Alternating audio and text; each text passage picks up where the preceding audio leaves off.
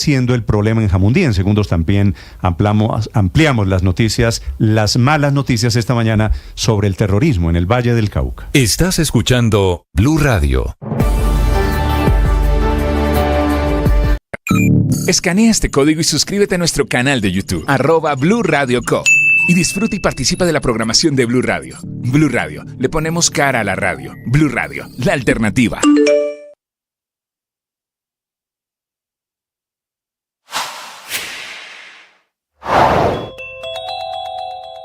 Paro de maestros, profesores que dejan sin clase a partir de esta mañana a 5 millones de niños en todo el país, con millones de familias, por supuesto, afectadas, niños que estaban terminando semestre en colegios públicos, calendario A, por supuesto, que no van a poder terminar. Estaba previsto que su calendario terminara este viernes o eventualmente la semana entrante. No va a ser así. El paro de los maestros durará 4 días por lo menos. Puede ser indefinido.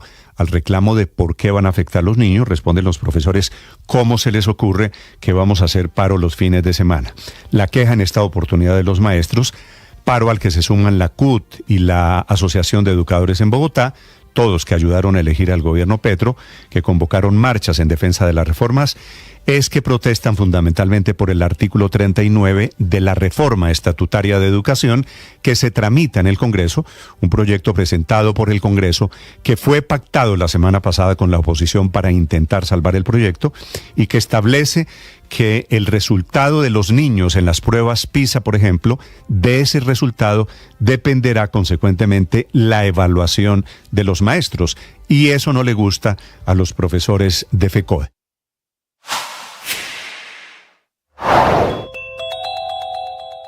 Tijeretazo en marcha al presupuesto con decreto que alista el ministro de Hacienda Ricardo Bonilla y tras la orden de recortar el 5.6%. Bueno, ahora la explicación de qué es lo que dice este proyecto de ley de educación. Es un proyecto de ley estatutaria, quiere decir se le da tratamiento de derechos. Nos acompaña esta mañana en cabina, uno de los autores del proyecto, el doctor Óscar Sánchez, que es viceministro de Educación. Doctor Sánchez, buenos días. Néstor, buenos días. Gracias por la invitación. Viceministro, a ver, primero sobre el tema de evaluación. ¿Qué es lo que ustedes interpretan en el gobierno? ¿Cuál es la intención del gobierno a la hora de evaluar a los maestros que los tiene tan molestos? Bueno, yo ahorita le voy a leer la propuesta original sobre temas de evaluación que nosotros propusimos. Pero yo antes quiero decir solo una cosa, y es, sí, este proyecto es un proyecto muy amplio, que marca el derrotero para la educación en los próximos 30 o 40 años en el país, que nos dice cómo llegar a la plena garantía con calidad en todo Colombia, ¿sí? Y en esa medida hay que mirarlo en lo que se ha avanzado en un proceso largo, que lleva ya cerca de un año, por lo menos 8 meses en la Cámara y antes otros diálogos en todo el país, para llegar a un consenso, para llegar a una cosa que yo siempre he calificado como la primera evidencia de que es posible un acuerdo nacional. Entonces lo que está pasando ahora es un impasse, es un momento en el cual ese proceso de construcción participativa de algo, de común acuerdo de todos los sectores, no solamente políticos, sociales, territoriales, etcétera, pues está pasando por un momento difícil a una semana de que se vote. Tenemos que superar 3 puntos, que son creo que los puntos problemáticos. Uno es la evaluación docente, otro es el destino de los recursos públicos, si son o no prioritariamente para financiar la educación pública. Eso es lo de los bonos. Y otro es el alcance, entre otras cosas, y otro es el alcance de la educación preescolar. Entonces yo creo que si uno mira esos 3 puntos y los mira en el contexto de un conjunto de cosas muy importantes que la ley contiene y que se han venido construyendo de manera consensuada, que por ejemplo en la Cámara se votaron satisfactoriamente. Yo disiento de Aurelio Suárez cuando dice que ya era malo el proyecto antes. No, el proyecto era muy bueno como salió de Cámara y por eso lo logramos sacar por consenso sin esta polémica que tiene ahora, y yo espero que la semana entrante se apruebe. Si quiere, arrancamos por la evaluación, pero no nos quedemos en la evaluación. Arranquemos por la evaluación. Usted en el proyecto original establecían qué mecanismo de evaluación de los maestros. Te voy a leer en 2 minutos un texto que dice: todos los docentes y directivos docentes participarán de procesos de evaluación sin fines punitivos para el apoyo y seguimiento continuo a su crecimiento profesional y personal y para su ingreso e inducción a la carrera.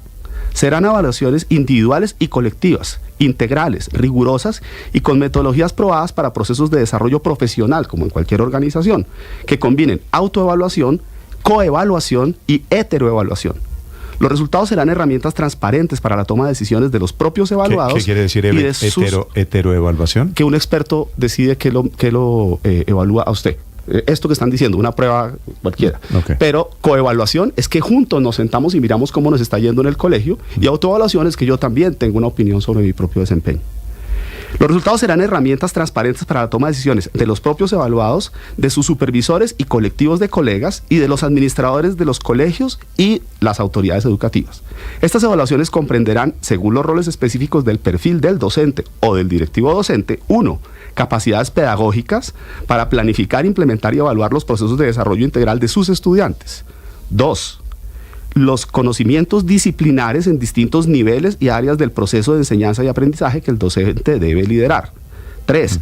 La perseverancia en lograr los fines planteados en sus comunidades y con sus estudiantes. 4. La capacidad de trabajo en equipo y la capacidad de coordinar a quienes están en su área de supervisión. 5. Las capacidades de apoyo psicosocial y seguimiento a sus estudiantes, comprendiendo y atendiendo sus características diferentes y los contextos en que viven. Y 6. El relacionamiento con las familias y el liderazgo comunitario. Es decir, cuando no se dice todo lo que es una evaluación que los docentes estarían dispuestos a asumir como ya la vienen asumiendo, y que los expertos consideramos necesaria, pues terminamos en una frase desafortunada que metió ahí, no sé, Paloma Valencia en el último minuto. Pues eso no es. Pero eso que usted llama una frase desafortunada fue parte de un acuerdo político con la ministra de Educación.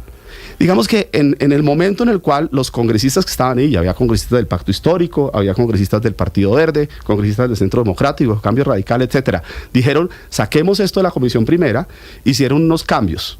Pero lo que estaban era validando el grueso del contenido positivo de la ley y dejando para que, así como en primera de Cámara hubo cambios, en plenaria de Cámara hubo cambios, en primera de Senado se sacara eso, para que ahora en plenaria de Senado se haga la versión definitiva. Yo creo que estamos a tiempo de corregir 3 problemas. ¿Me está describiendo usted como si Paloma les hubiera metido un gol, un mico? Yo sí creo. ¿Sí? Yo sí creo. ¿Y la ministra por qué se dejó meter el mico entonces? Pues digamos que estaban diciendo, hombre, lo que vamos a hacer es que en Senado, en plenaria de Senado, terminamos de configurar el acuerdo. Como esto venía dándose por acuerdo nacional y por consenso, tuvimos una pretensión ingenua, y era, se puede llegar a esto por consenso de todas las fuerzas políticas. Ojalá se lograra eso la semana entrante en la plenaria. Pero si no se logra el consenso, sí tendríamos que lograr una mayoría muy fuerte, porque es una cosa en la cual no podemos sacrificar 55 disposiciones importantes en 44 artículos que tiene la ley por 3 asuntos que son problemáticos, y que en realidad tiene razón el sindicato en que son problemáticos. Pero miren lo que va el artículo, si es de Paloma Valencia y se fue un mico, en paro de profesores de FECODE. Si no digamos que es un mico, digamos que es una pretensión legítima de un sector político de esta sociedad, pero que es muy reduccionista. Eso es el problema que tiene esa ¿Y frase. qué de reduccionista tiene que en la calificación de los profesores se incluya la calificación de los estudiantes? Pues que no contempla todo lo que yo acabo de leer que debería contemplarse en la evaluación de un profesor. Y luego la evaluación de los estudiantes también necesita ley integral. Pero no se puede mantener todos esos criterios, la heteroevaluación, la evaluación colectiva, la autoevaluación, más la evaluación de los estudiantes. A ver, la evaluación de los estudiantes es muy importante, ¿sí? Con enfoques diferenciales, reconociendo lo que pasa en los distintos contextos en los que vive un estudiante indígena. Colombia tiene 64 lenguas, por ejemplo. Fíjese que en Perú las pruebas estandarizadas se hacen en 8 lenguas. ¿Sí? En Colombia solo en castellano. Entonces, ¿qué es lo que estamos haciendo? Dándole al ICFES los recursos para que introduzca enfoques diferenciales en la evaluación, para que haga no solo pruebas saber académicas, sino pruebas ser, que mire el bienestar físico, que mire las capacidades artísticas y que mire las capacidades ciudadanas, socioemocionales, la comprensión del conflicto y las víctimas en Colombia, etcétera. Con toda esa mirada integral en el estudiante, entonces uno puede empezar a decir, hombre, en este colegio está yéndoles bien o mal de acuerdo al contexto en el que están viviendo. Y eso sí pueden ser elementos de la discusión en esa evaluación conjunta del colegio sobre qué está pasando en ese colegio, y autocrítica y transformadora. ¿Sí? Pero de allá decir, es que el profesor no fue capaz de que el niño sacara lo mismo aquí que en Bucaramanga, que en Bogotá o que en Pasto, y por lo tanto el profesor se tiene que rajar, pues eso es reduccionista. Simplifica una realidad compleja. De eso no se trata esto. Se trata de comprenderla, abarcarla y mejorarla. Pero al final, viceministro, ¿no es en la reglamentación en donde se tendría que definir justamente eso? Como las variables de las pruebas de estado, la situación de los propios estudiantes, la deserción y otras variables inciden o no inciden en la calidad y en el desempeño tanto de los estudiantes como los docentes? Al final, la ley es un marco, luego viene la reglamentación y ahí vendrán los detalles. Estamos de acuerdo. Estamos de acuerdo. O sea, yo creo que efectivamente de lo que se trata es de incorporar en la ley lo que soñamos para que esta sociedad le garantice el derecho fundamental a la educación a todo el mundo desde su realidad, y luego las herramientas pedagógicas e institucionales, incluyendo la planificación, incluyendo la implementación de procesos didácticos, incluyendo la evaluación, los recursos materiales, la infraestructura, la dotación, la alimentación, etcétera, que permitan que esto tenga sentido. Convertida en esta ley estatutaria, doctor Sánchez, convertida la ley en un derecho, ¿se aumenta el presupuesto para la educación? Bueno, esa es una pregunta maravillosa. Sí, pero no es que la ley diga que mañana hay que pagar más impuestos para poderla financiar. ¿Qué es lo que dice la ley? De acuerdo a la jurisprudencia internacional, estamos hablando del Comité Internacional de Derechos Económicos, Sociales y Culturales de las Naciones Unidas, de la Corte Interamericana de Derechos Humanos, de la Corte Constitucional Colombiana, la fórmula es la siguiente: los derechos fundamentales obligan al Estado a destinar el máximo de los recursos disponibles y de manera siempre creciente y nunca regresiva para poder llegar al menor plazo posible a la plena garantía del derecho. ¿Qué quiere decir eso en términos de nuestros cálculos actuariales y financieros? Que en el año 2037 en Colombia, desde los 0 hasta los 18 años, todas las personas deberían tener acceso a educación de calidad con un proceso progresivo de incremento de los recursos. Ya logramos con la reforma tributaria que se hizo en este gobierno pasar de 55 a 70 billones de pesos hoy.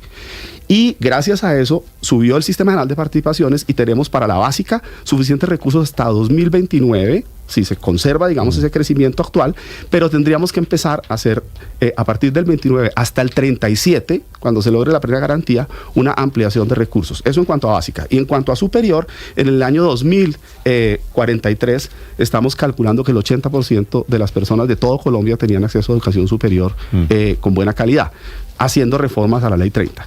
Entonces, sí se necesita más plata. Colombia, digamos, un país mediocre en inversión en el contexto global, ha crecido, pasó del 4.5 del PIB para la educación pública a cerca del 5. Yo creo que estamos en 4.9 o ya en 5 en este año 2024 y deberíamos llegar, nuestro sueño es llegar hacia el 2029 al 6% del PIB.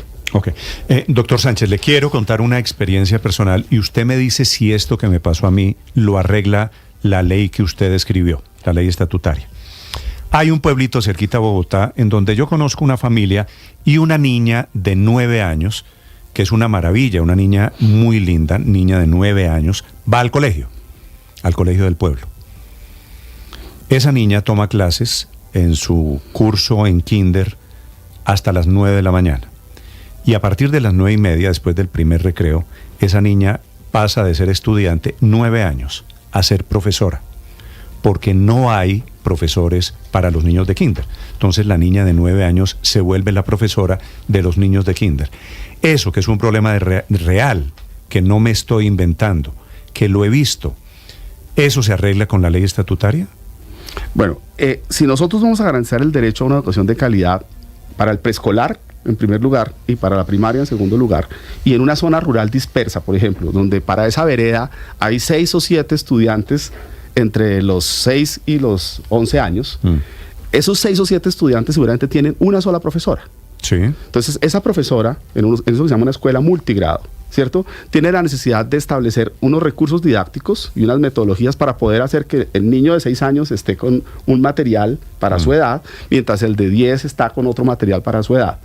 Y también puede ayudar a que, con la supervisión de la profesora, un niño de 9 años ayude a un niño de 7 años. Ahora, de ahí a que la profesora se vaya y deje el niño de 9 años enseñándole, pues hay una diferencia muy grande. La profesora Pero no le se digo va. otra cosa. Es que no hay profesores para los niños más chiquitos. Vale. Y entonces termina la niña de 9, de 10 años dándole clase a los más chiquitos. O sea, un derecho fundamental no se puede negar, por lo tanto, así haya un solo niño en esa vereda, tiene que haber un profesor. ¿Sí? Primero. Segundo, en esa escuela le garantizo que no hay preescolar de 3 grados.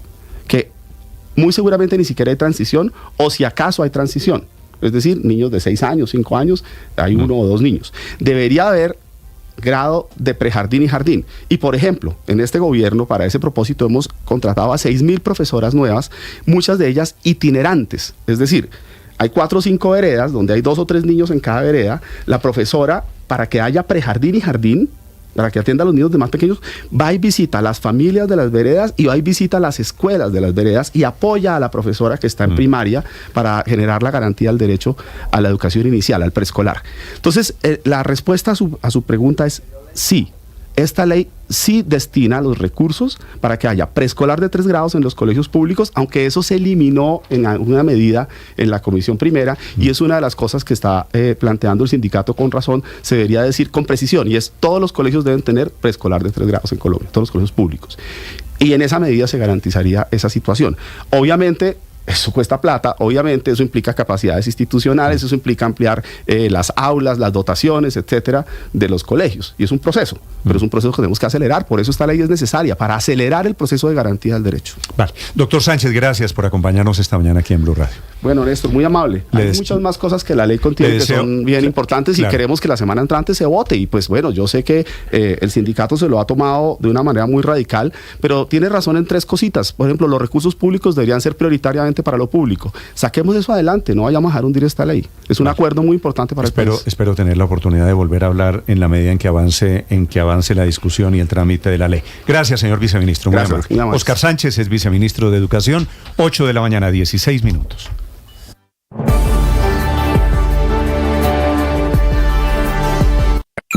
Escanea este código y suscríbete a nuestro canal de YouTube, @Blue Radio Co. Y disfruta y participa de la programación de Blue Radio. Blue Radio, le ponemos cara a la radio. Blue Radio, la alternativa.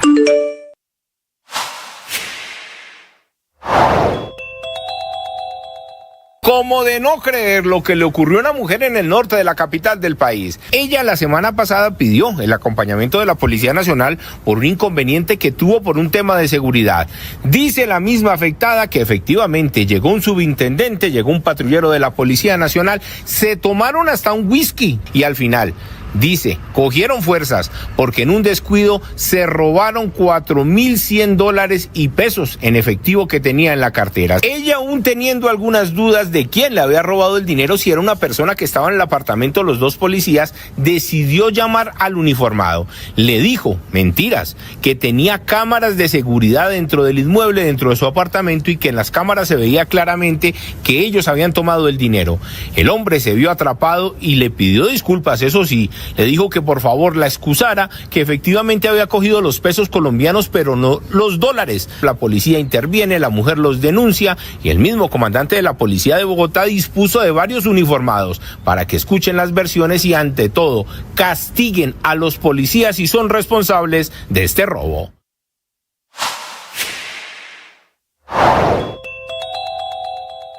Inicialmente serán 4 jornadas de paro. Hoy miércoles, mañana jueves, pasado viernes y el lunes de la semana entrante, pero dicen los profesores va a ser un paro indefinido si no se atienden sus peticiones. Habrá tomas de las ciudades. En Bogotá la convocatoria es en el Centro Administrativo Distrital y en el Parque Nacional para marchar luego hacia la Plaza de Bolívar. Jueves y viernes serán días de asambleas zonales y regionales de este sindicato de FECODE del cara a la toma de Bogotá, que incluye bloqueos que anuncian los propios profesores. Así que, no contentos con dejar a los niños sin clase, intentarán bloquear a Bogotá el próximo lunes, y lo dicen así ellos mismos, bloqueos.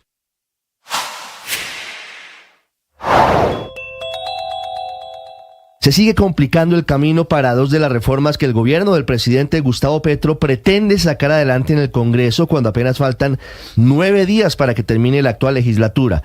La reforma pensional, que es el proyecto que tiene menos resistencia entre los congresistas, comienza a pasar aceite para ser aprobado, porque aunque únicamente le falta pasar por la plenaria de la Cámara de Representantes, las maniobras políticas de partidos independientes y opositores comienzan a apretar aún más el plazo para que esa iniciativa se convierta en ley antes del próximo 20 de junio, incluyendo la conciliación con el texto que se aprobó en el Senado. Lo que dice la oposición es que falta una audiencia pública que no se hizo y que por lo tanto están en contra de que avance este proyecto. En medio de una maraña campaña de impedimentos, de recusaciones, más de 90 según algunas personas en el Capitolio, este martes se disolvió el quórum, quedando aplazada la discusión y la continuación del debate para hoy en la mañana, con el riesgo de que esa discusión se siga dilatando, entre otras cosas porque hoy tanto el Senado como la Cámara tendrán que dedicar una parte de la jornada a la elección del Contralor General de la República. Estás escuchando Blue Radio y bluradio.com. Por el terrorismo de esta mañana de disidentes de las FARC en Jamundí, en el Valle del Cauca, hay ya 3 heridos y una amplia zona comercial de Jamundí, allí en el centro, muy afectada por la explosión de la motobomba, de la motocicleta bomba. Hugo Mario Palomar. Néstor, la explosión de la motocicleta bomba, además de causar heridas a 2 policías que estaban en una patrulla estacionada muy cerca del parque principal de Jamundí Valle, causó también graves lesiones a un adulto mayor que estaba en la calle cuidando los vehículos de los clientes de un gimnasio que ya había abierto sus puertas cuando se registró este atentado. De hecho, hay imágenes, Néstor, que muestran cómo los deportistas al interior del gimnasio viven momentos de pánico en el momento en que se presenta esta fuerte explosión. Hubo daños materiales después de este atentado terrorista en el gimnasio, en una sede bancaria, también en una panadería y en varios establecimientos de comercio ubicados muy cerca del parque principal de Jamundí Valle. Minutos antes, Néstor, como lo hemos reportado desde temprano, se registró un hostigamiento con ráfagas de fusil y explosivos contra la subestación de policía del corregimiento de Potrerito.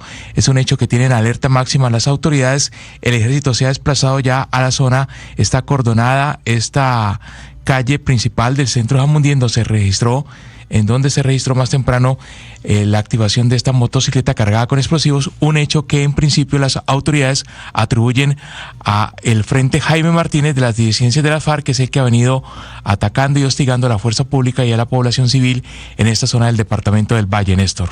Gracias, Hugo. 8 de la mañana, 21 minutos. Hay parada técnica del presidente Petro que va rumbo a Suecia. Bueno, va después también a Suiza. Está en las Islas Azores en este momento. Desde allí hay comunicado de la Cancillería. Juan Camilo Maldonado. Néstor, buenos días. Los saludo desde la base aérea de Lajes, en Portugal. Aquí ya son más de las 11 de la mañana y el sonido que ustedes escuchan al fondo es la turbina del avión que trae al presidente Petro y su comitiva. Le cuento, Néstor, que el presidente Petro, una de las primeras determinaciones que tomará en el marco de su visita a Estocolmo es una reunión con los 26 embajadores de la Unión Europea para determinar cuál va a ser la posición de Colombia luego de que se produjera ese revés, como lo ha calificado él, ese posicionamiento de la ultraderecha en el Europarlamento. Justo cuando el presidente Gustavo Petro ya está por llegar a Estocolmo, faltan unas 5 horas de viaje, pues ahí conoce un comunicado de la Cancillería en el que dice que Colombia y la Unión Europea han construido una sólida relación bilateral y comparten los principios de respeto a la democracia, al Estado de Derecho, al desarrollo sostenible y también un marco en el cual Colombia reafirma su posición para continuar profundizando los lazos de amistad y cooperación. Será un jueves agitado para el presidente Petro porque luego de reunirse con los embajadores de los distintos países que hacen parte de la Unión Europea y de reunirse con el empresario de la familia Wallenberg, el presidente Gustavo Petro será recibido en el Palacio Real por el rey Carlos Gustavo de Suecia y posteriormente visitará junto al primer ministro sueco Ulf Kristersson el buque Gloria. Ya el viernes el presidente Gustavo Petro intervendrá en la Universidad Sueca de Defensa en el Foro Paz, Reconciliación y Derechos Humanos, en los que explicará los procesos de paz que tiene en marcha Colombia como parte de esa apuesta de paz total. Y es que el tema de la paz será vital en esta gira, rematando el sábado y el domingo en la conferencia para la paz de Ucrania que se llevará a cabo en la localidad de Burgenstock, en Suiza, donde el presidente Petro tendrá una reunión bilateral con el presidente de Ucrania, Volodymyr Zelensky. Desde Lajes, en la base aérea de Portugal, Juan Camilo Maldonado, Blue Radio. Estás escuchando Blue Radio.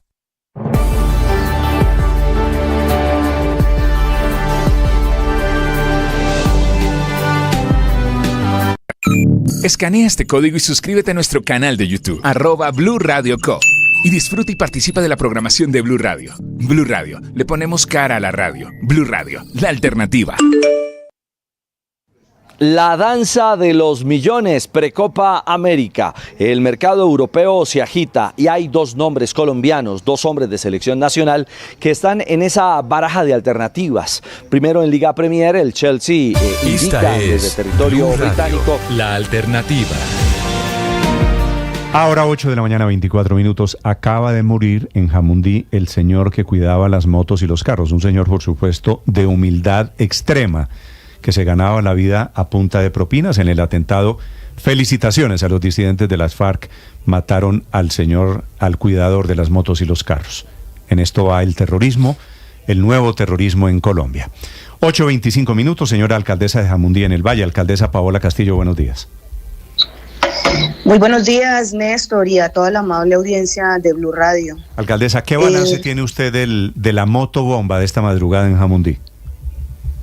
Bueno, Néstor, nosotros llevamos varios meses difíciles en nuestro municipio. Esta mañana, lamentablemente, sufrimos 2 ataques simultáneos.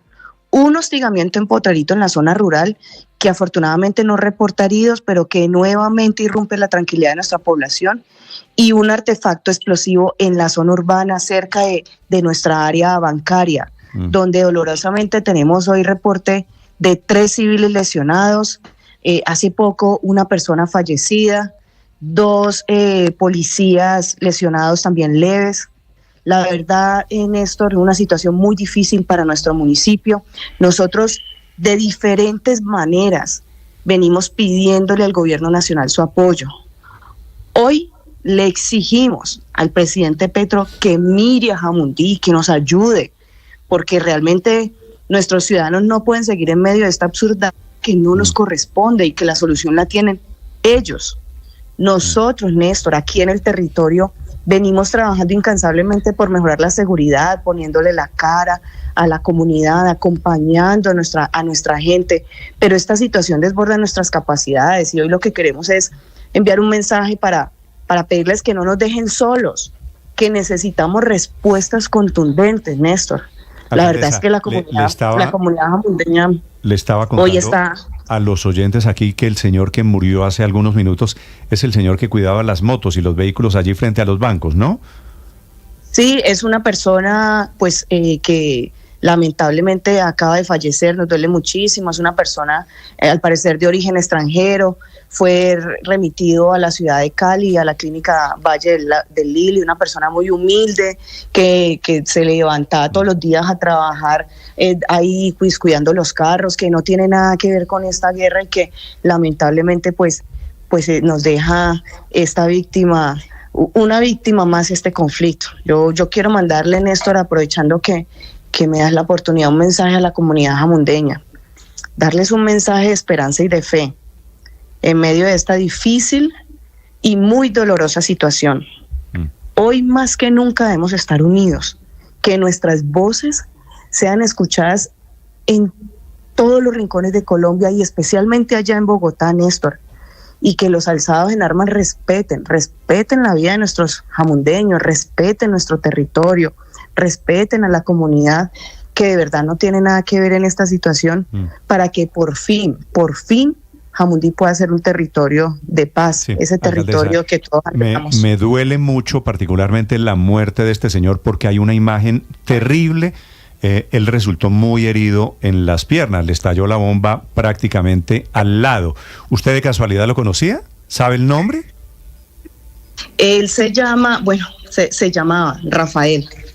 Claro, nosotros conocemos a las personas aquí en nuestro municipio, personas pues que digamos que hacen este tipo de labores. Es una zona bancaria donde frecuentemente hacemos nuestras diligencias, lo reconocemos y bueno, igual te digo, Néstor, que esta muerte nos duele muchísimo, pero este momento que vive tan duro nuestro municipio, pues nos sobreborda, sobrepasa nuestras capacidades y de verdad que estamos en un momento de absoluto dolor, de tristeza, por supuesto con todo el compromiso de seguir trabajando por nuestra comunidad, por la seguridad de nuestro municipio y pidiendo, haciendo un llamado a todos. Es el momento para que haya una articulación desde el nivel nacional, departamental, municipal, la fuerza pública, la comunidad, todos unidos.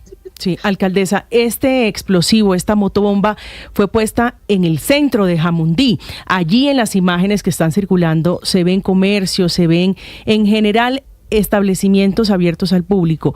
¿Contra quién o a quién iba dirigido el atentado terrorista? Pues mire, yo con certeza no puedo asegurarles contra quién, eso es materia de investigación. Lo que sabemos es que era una motocicleta acondicionada con explosivos, que en ese momento al parecer estaba pasando como una patrulla de la policía, por eso también resultaron 2 policías lesionados leves, pero eso es materia en este momento de investigación. Esperamos que pues nos puedan dar mayor información. Esta tarde vamos a tener consejo de seguridad y ahí podremos tener como una información mucho más amplia de toda la situación. ¿Qué información tiene? Porque nosotros tenemos, alcaldesa, el dato de 4 personas heridas, entre esos el señor que falleció y los 2 policías. ¿Qué información tiene usted del estado de salud de los heridos, incluyendo los policías que iban en la patrulla pasando por allí cuando estalló la motobomba? 4 civiles lesionados. Uno de ellos pues con la mayor en estado crítico, que fue la persona que fue remitida al Valle del Lili, que lamentablemente pues su urgencia vital tenía politraumas, pues esta persona fue la que lamentablemente acaba de fallecer, y 2 policías, pero estos policías sí tienen lesiones leves. Obviamente también en nuestro hospital pues de manera inmediata activamos la ruta de atención y llegan muchas personas que de pronto su integridad física no ha sido lesionada, pero llegan en shock con situaciones, digamos, psicológicas afectadas, porque pues lógicamente los nervios y la alteración de esta situación pues pone a todo el mundo en esta situación. Entonces, la verdad que estas personas que ya fueron atendidas o que están siendo atendidas ahorita en el hospital, pues nos reporta el doctor, el gerente del hospital, el doctor Vidal, que son personas que tienen lesiones leves. Alcaldesa, ¿por qué las disidencias de la FARC se ensañaron con Jamundí? ¿Cuál es el interés que tienen en su municipio? Hace algunas horas, ayer concretamente, el presidente Petro trinó, dijo en su cuenta en X, el gobierno departamental puede ayudar a sustituir cultivos ilícitos en la parte alta de Jamundí. ¿Tiene que ver con eso, con el tema de la coca que hay en las montañas de Jamundí, o exactamente cuál es el interés de las disidencias en la población?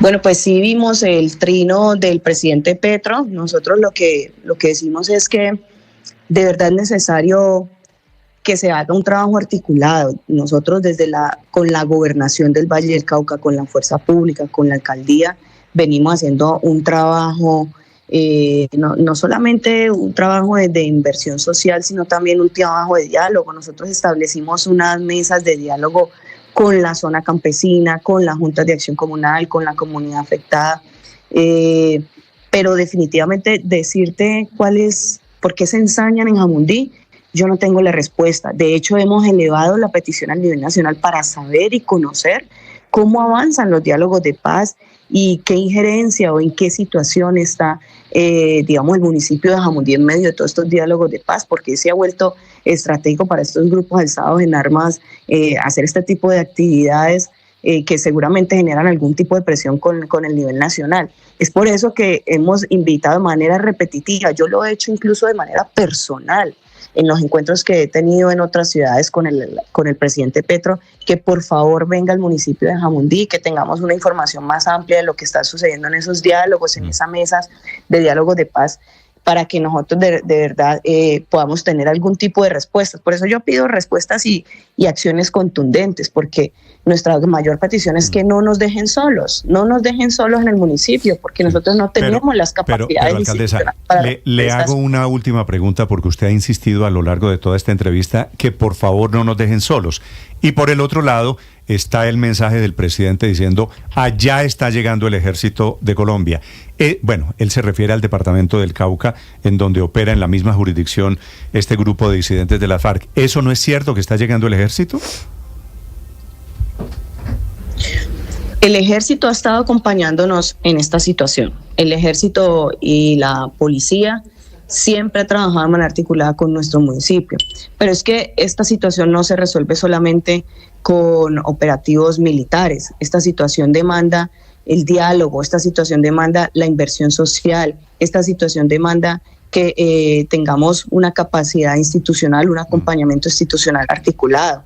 A eso nos referimos nosotros. Hace 15 días yo solicité con un oficio y fui hasta Bogotá en diferentes ministerios radicando un oficio para que nosotros podamos ser un municipio SOMAC, que son los municipios en las zonas más afectadas por el conflicto, porque evidentemente estamos en una zona afectada por el conflicto y no estamos ni en los programas de PEDER, ni PINIR, ni SOMAC, y me fui e hice pues como todo el recorrido y radicamos, y la respuesta que nos llegó esta semana es que no podemos ser SOMAC. Entonces digamos que tampoco hemos tenido esa respuesta positiva, y a eso nos referimos, a la capacidad instalada desde el nivel nacional para que nos acompañe desde la fuerza y los operativos militares, por supuesto, desde la inteligencia, porque aquí es importante la inteligencia para prevenir este tipo de situaciones, y por supuesto desde la inversión social. Hay programas especiales para municipios que viven el conflicto y nosotros estamos por fuera de todos, a pesar de que llamamos insistentemente mediante oficios y de manera presencial. En cabeza mía, Alcaldesa, la solicitud.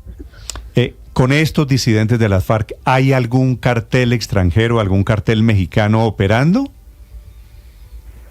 No tenemos reporte de pues los que se escucha es que hay alguna presencia de extranjeros en esta situación, pero yo no te podría decir con certeza. Pero digo, lo que hay en juego no es evidentemente el narcotráfico, y esta expansión territorial de los disidentes de las FARC no es alrededor de los cultivos ilícitos. Sí, en la zona rural de nuestro municipio, en la zona rural alta, hay cultivos de coca, más o menos tenemos conocimiento de aproximadamente 1.400 hectáreas de coca sembradas. Eso hace parte de toda la situación y que dificulta pues todo lo que estamos viviendo en medio de estos diálogos. Vale, pues le deseo mucha suerte, alcaldesa, a usted, a la gente de Jamundí.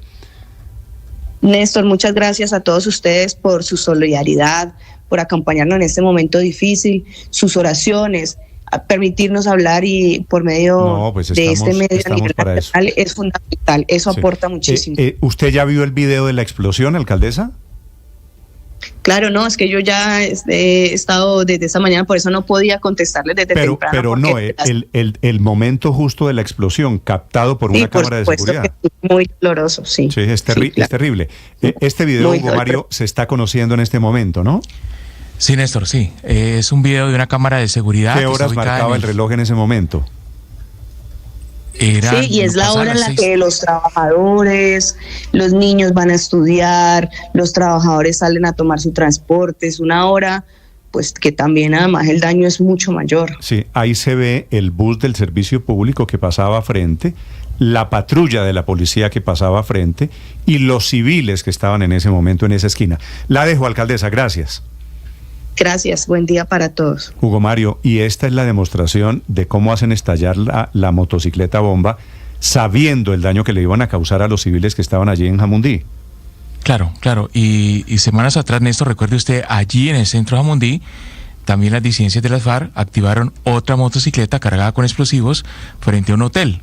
En esa oportunidad no hubo heridos, sí daños materiales. En esa oportunidad son 4 los heridos, 2 policías, un muerto, el señor que cuidaba los vehículos en las afueras de los bancos y el gimnasio, y la destrucción de muchos establecimientos de comercio allí en esta zona céntrica de Jamundí. El video muestra, Néstor, como usted lo decía, el momento en el que explota la motocicleta, pasaba por el lugar un vehículo de transporte público, una buseta, y estaba estacionándose la patrulla de la policía, en donde estaban el sargento y la patrullera, que también resultaron lesionados en este hecho.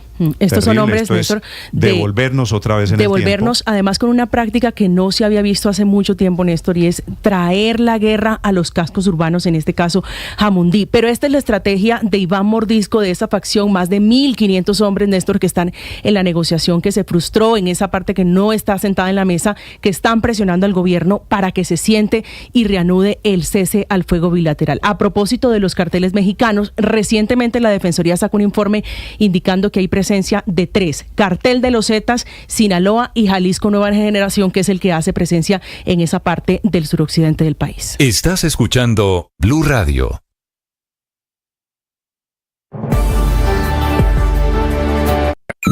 Escanea este código y suscríbete a nuestro canal de YouTube, @Blue Radio Co. Y disfruta y participa de la programación de Blue Radio. Blue Radio, le ponemos cara a la radio. Blue Radio, la alternativa.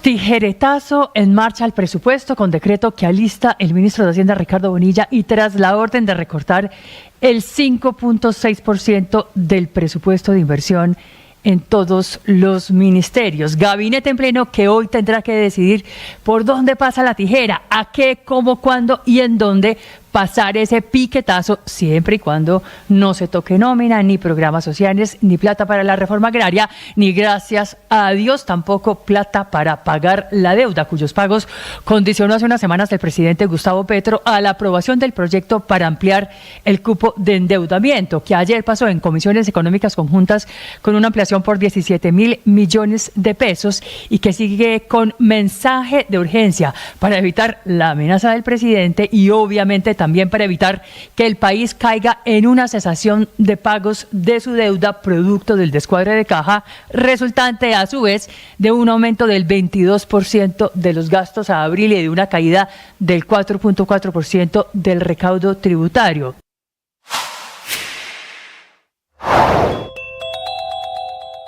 Paro de maestros, profesores que dejan sin clase a partir de esta mañana a 5 millones de niños en todo el Blue Radio, la alternativa. La noticia económica en esta mañana de miércoles, Víctor. Con el optimismo, Néstor, que a esta hora registran los mercados internacionales ante datos de inflación que se conocen en Estados Unidos. Inflación anual en mayo de 3,3%, se ubica por debajo del 3,4% que estaban esperando los analistas y creen que esto podría generar sobre la Reserva Federal de los Estados Unidos decisiones relacionadas con iniciar un recorte en las tasas de interés de referencia. Ante la expectativa de que por estos datos de inflación la Reserva Federal baje o empiece a bajar sus tasas de interés, reaccionan positivamente los mercados del mundo y se ve una caída, por ejemplo, en la cotización del dólar. Ahora, hoy hay reunión de la Reserva Federal, después de la 1 de la tarde se conocerán decisiones, Néstor, pero para la reunión de hoy no se espera que bajen las tasas de interés, seguramente se mantendrán estables. Lo que sí serán importantes serán esos anuncios que hagan los directores de la Reserva Federal sobre el momento en que posteriormente empezarán a bajar los intereses, que sin duda, cuando llegue ese momento, pues será una de las noticias económicas más importantes del planeta. Veamos al dólar. Después de estos datos de inflación en Estados Unidos, cae con fuerza frente a las principales monedas del mundo, 0,8%, y el dólar en Colombia, que ayer se había acercado, estuvo a 3 pesos de llegar a los 4.000 pesos, el máximo de la jornada de ayer fue de 3.997 pesos, pues está descendiendo frente a esos valores de ayer. A esta hora se cotiza en 3.978 pesos, es decir que gracias a esos datos de inflación, por el momento evitamos que el dólar superara la barrera de los 4.000 pesos, pero sin duda habrá volatilidad en los mercados, también por temas locales relacionados con la economía colombiana, las dificultades fiscales, la aprobación de reformas y demás. Los mercados de acciones también avanzan en positivo, suben las bolsas más de 1% en Europa, abre Wall Street también con un tono alcista, todo esto derivado de estas cifras de inflación. De las cifras que vienen de Estados Unidos. Padre, usted no es el único positivo, entonces los mercados muy positivos este día miércoles. Sí, no, eso, y eso es buena noticia. Véalo por el lado bueno, padre, usted contagió los mercados positivos. Siempre positivo, de eso se trata, de que tengamos buena actitud, pero si la economía se mueve, no, más bien, Néstor, pero yo fue terrible, no quedé tan positivo, ¿no? Con lo de Japundí, quedé muy triste. Es muy difícil, la verdad, ser positivo cuando está regresando el terrorismo a Colombia. No, y sobre todo, Néstor, porque es la gente más pobre, la más necesitada. Usted y yo que hemos estado en los barrios, mire, ¿quién es una persona que cuida los carros, que cuida la moto? Las personas más necesitadas. Y va a ser la víctima de esto, no puede ser. Y va a ser, es el muerto del día por el terrorismo. Lo más triste, ¿sabe qué es? Que a la vuelta de un año o 2 años veremos de nuevo sentado al señor Iván Mordisco, al criminal que ordena este tipo de atentados, como si fuese un rebelde que lucha por un país mejor con beneficios penales, ¿no? Bueno, después del terrorismo de estos días, de estos disidentes de las FARC, padre, vendrá la polémica alrededor de qué tan grande es el sapo que nos vamos a tragar porque al tiempo están en un diálogo político con el gobierno nacional. Increíble. Lo que pasa es que Lo que pasa es que esos sapos resucitan y toca volvérselos a tragar otra vez. Yo creí que nada más era una sola. Mire Iván Márquez. Por eso lo digo. Bueno, padre, eso será a su debido momento. 8:44 a.m. Hay una tragedia que involucra a una colombiana en España. Enrique Rodríguez. Una mujer de 29 años que ha sufrido esta madrugada, alrededor de las 5 de la mañana, una agresión con arma blanca del que parece ser era su pareja, también de nacionalidad colombiana. Ambos se encontraban en una discoteca que se llama Ova Club, que está en el número 37 de la calle de Jerónima Llorente, en el norte de la capital de España. Allí han tenido una discusión y en uno de esos momentos, mientras discutían, una tercera persona ha tratado de mediar. En ese momento, la pareja de esta mujer, como digo, un hombre colombiano de 41 años, ha sacado un arma blanca y los ha atacado violentamente. La mujer se encuentra ahora mismo en estado muy grave en un hospital de Madrid, lo contaba Gemma Martín, que es la portavoz del Servicio de Emergencias del Ayuntamiento de Madrid. Y una mujer de 29 años con múltiples heridas por arma blanca, entre ellas en tórax y en hombro, penetrantes. SAMUR Protección Civil ha tenido que intubar y una vez estabilizada la ha trasladado con pronóstico grave al Hospital de La Paz.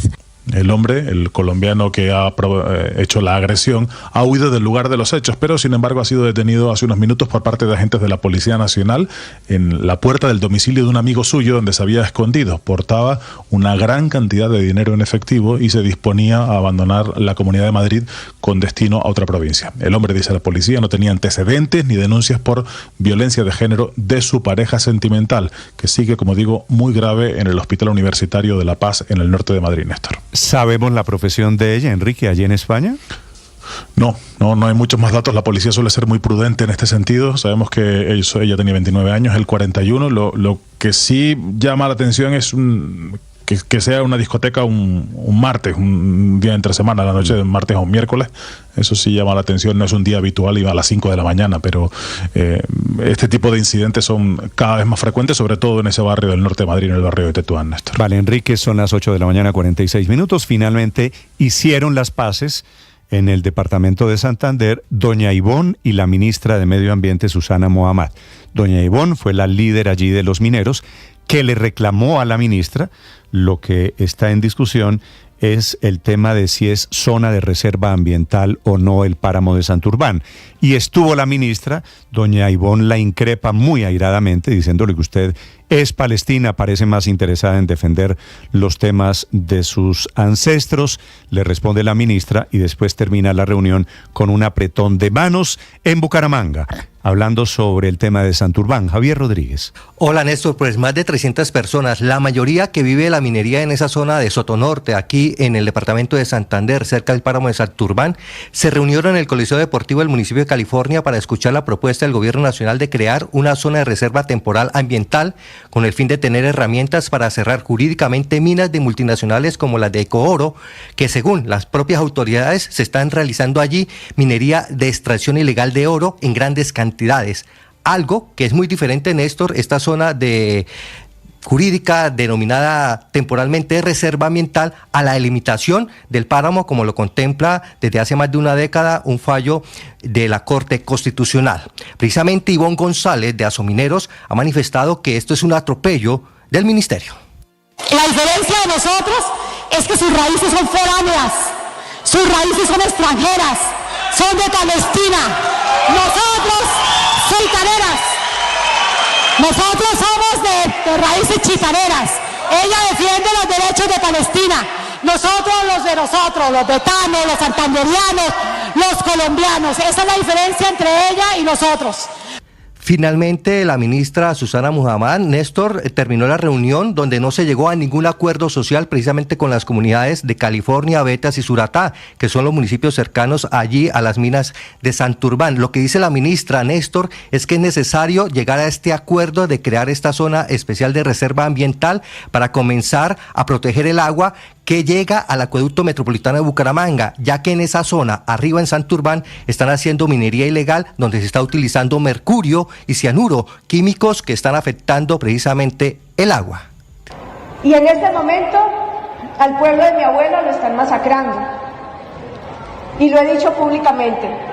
Y eso no tiene nada que ver con mi rol como ministra de Ambiente y tampoco tiene nada que ver con mi interacción con ustedes en este diálogo político sobre el futuro de un territorio. Esa fue la respuesta de la ministra cuando le dijeron y la señalaron de sus antepasados de Palestina. Finalmente, Néstor, Fabio Maldonado de la Asociación Social de Sotonorte le dijo al gobierno de Petro que los están enviando a la ilegalidad como antes estaban con esta nueva medida. No es cierto, es completamente falso que haya diálogo. Aquí el gobierno viene y anuncia una medida y no tenemos siquiera derecho a la participación. La ministra no tuvo siquiera la decencia de invitar al dueño de la casa, que es el gobernador de Santander. No tuvo tampoco la prudencia de invitar a la Procuraduría, que es el ente de control. Entonces prácticamente pensó que venía a encontrar una comunidad sometida y una comunidad que se iba a doblegar y a someter a un decreto que desde todo el punto de vista es nocivo para la región. Lo grave del asunto, Néstor, es que esta situación que se presentó allí en el municipio de California podría parar el proceso de limitación en otros municipios que están en este momento en la delimitación del páramo de Santurbán, sobre todo el norte de Santander. Javier, gracias. Y entonces termina esa discusión, Ricardo, alrededor del páramo de Santurbán, diciéndole doña Ivonne a la ministra, usted tiene orígenes palestinos y nosotros tenemos raíces chitareras. Chitareras son pues los extintos indígenas chitareros, ahí ¿no? está, sí. Justamente pues sale la discusión de un escenario medioambiental, de un escenario que es diferente a un escenario que ya toca otros asuntos que la ministra de Ambiente ha defendido a través de sus redes sociales. Doña Ivonne, buenos días. Buenos días, ¿cómo están? Doña Ivonne, vi que se dieron la mano al final del evento con la ministra. Eso puso ella en sus redes sociales. ¿Cómo termina este desencuentro o este encuentro entre ustedes, los mineros de Santurbán, y la ministra que representa al gobierno nacional? Sí, porque es que yo lo primero que quiero aclarar es que nosotros nunca la ofendimos respecto a su abuelo, porque nosotros estamos en la misma posición. Nosotros tenemos cunas y tumbas de muchos mineros que están ofendidos y que estamos ofendidos porque le prestan más importancia a otro país. Nunca se lo dijo en tema personal. No, ahí está, que el presidente Petro acabó de sacar un decreto para prohibir, por sus ideales, de prohibir la exportación del carbón a Israel. Entonces, no, no se trata de que quienes defienden a Israel o quienes defienden a Palestina o quienes, no. Aquí lo que nosotros quisimos decirle a la ministra, usted está defendiendo con todo el derecho su ancestralidad, doña nosotros Ivonne, la de nosotros. Pero, a ver, ¿cuál es su ancestralidad? Cuando usted dijo, nosotros tenemos raíces chitareras, es lo que usted le dice a ella, ¿verdad? Sí, o sea, lo que queremos decir es que, mira, Betas es un municipio que lleva 467 años haciendo minería desde los chitareros. Cierto que son nuestros ancestros. Y nosotros ¿Esos chitareros todavía existen? ¿Existen los indígenas los chitareros? No, señor, ellos son extintos, pero fueron los que estuvieron allá, y a nosotros siempre nos tratan, y ellos siempre que vienen tratan de hablarnos de foráneos, de que los españoles nos esclavizaron, y vemos nosotros, porque ustedes más que nadie lo saben, por medios, por ustedes mismos, de que ellos se interesan más porque lo que está pasando en Palestina, mientras que acá, utilizando el tiempo de ministra, utilizando los recursos, y no viene aquí a solucionarles, nos tienen un limbo jurídico que está haciendo pero que perdóneme, nosotros doña nos Ivonne, desplacemos, ¿por qué le nos moramos de hambre, de que llegue la ilegalidad, de que aumente la ilegalidad, de que aumente la contaminación. Doña Ivonne, ¿usted por qué le saca a la ministra el apellido? Sus ancestros, ¿qué tenía que ver eso con la discusión de la minería? Yo le dije, claro, eso. Mientras que usted está, lo que yo comparé fue, usted defiende su ancestralidad, sus ancestros. Yo defiendo mis ancestros, mis derechos, los derechos que tenemos nosotros de estar en el territorio, la vocación, la cultura, el arraigo minero que traemos desde que estaban los indios chitareros. Claro. Eso es muy diferente a yo decirle que tanto así que lo que dijo la ministra es cierto. Es cierto, yo misma me le acerqué, fui yo la que me le acerqué y le dije, ministra, lo siento si usted lo tomó personal. Inclusive le dije, ella me mostraba mucho el dije que tiene del mapa de Palestina. Yo le dije, usted con orgullo muestra su ancestralidad y defiende su ancestralidad, yo también. Yo le prometí a mi papá que es uno de los muertos que ha habido ya de nuestro municipio, hace 3 años cuando se iba a morir, que yo me iba a hacer matar si era necesario por defender nuestro arraigo minero, nuestra vocación. Es que aquí no estamos hablando de unos mineritos que se trabajan allá porque trabajan. Para nosotros la minería no es un trabajo, es la cultura, la identidad, todo gira alrededor. Y nosotros lo único que hemos hecho es cuidar el agua. Sí. Respecto a las comunidades de Río Abajo, se lo dejamos muy claro a la ministra. Nosotros somos los mismos, las mismas comunidades Río Abajo, Néstor. Todo minero, lo primero que hace cuando medio tiene es a comprar un apartamento o una casa aquí en Bucaramanga. ¿Por qué? Porque nos tenemos que sacar a nuestros hijos, porque a veces nos toca sacar, como en mi caso, a mi mamá, que ya no aguanta la altura, y yo debo traerla aquí a vivir a Bucaramanga. Entonces, el mismo vaso de agua que se toman estos activistas politiqueros de aquí de Bucaramanga, nos la tomamos nosotros, somos la misma agua que nos tomamos nosotros. Doña Ivonne. Si bien ha incrementado la ilegalidad y la contaminación, el único culpable ha sido el gobierno nacional, y no solo este. Eso viene desde que usted mismo lo decía hace 10 años. Lo otro que yo sí tengo y les pido que me dejen explicar es que, a ver, aquí no estamos hablando del páramo de Santurbán, ni estamos pidiendo que se detenga la delimitación. Quiero que nos explique eso. ¿Cuál es la diferencia? ¿Esto no es Santurbán? Es que mira lo que está pasando y mira por qué estamos nosotros tan indignados. El pueblo, el páramo de Santurbán, la delimitación del páramo de Santurbán, según la sentencia la sentencia 317 dice que se tenía que delimitar en 1 año. Llevamos 7 años en esta incertidumbre. Nos sentamos con los gobiernos, concertamos, firmamos, llega el otro gobierno, dice no me gustó lo que firmó, y vuelven y empiezan, ¿cierto? La ministra ha dejado muy claro que no quiere terminar la delimitación, que no va a cumplir, está en desacato de esa sentencia.